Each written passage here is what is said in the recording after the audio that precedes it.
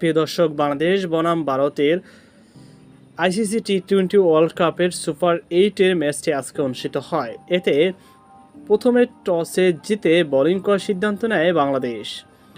আর India প্রথমে bat করতে নেমে রানের পাহাড় গড়ে। তারা নির্ধারিত 20 ওভার শেষে 196 রান সংগ্রহ করে 5 উইকেটের বিনিময়ে।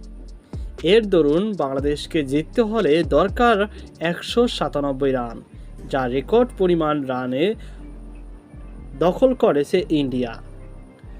প্রিয় দর্শক, এই ম্যাচ যদি আমরা দেখতে পাই, সেক্ষেত্রে দেখা যায় যে বাংলাদেশের বোলাররা দুর্দান্তভাবে একের পর এক মার খেয়েছে। বিশেষ করে সাকিব আল হাসান, যিনি বিশ্বসেরা অলরাউন্ডার, তিনি 3 ওভারে 37 রান খরচায় 1টি উইকেট শিকার করে।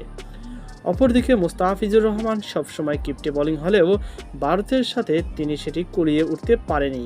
নির্ধারিত 4 ওভারে তার 48 রান খরচা দিয়ে দেয়। বিশেষ করে লাস্ট ওভারে তিনি 18 রান খায়, যেটা সম্পূর্ণ অযৌক্তিক এবং তার নামের সাথে সেটা মানায়নি।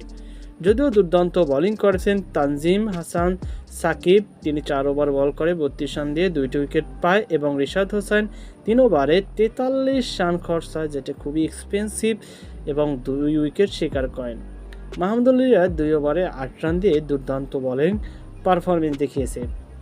প্রিয় দর্শক, ইন্ডিয়ার হয়ে হার্দিক পান্ডিয়া 50 রানের একটি টর্নেডো ইনিংস খেলে। 27 বলে 4টি 4 এবং 3টি 6 মারে। প্রিয় দর্শক, তো এই ছিল আমাদের সর্বশেষ আপডেট তথ্য।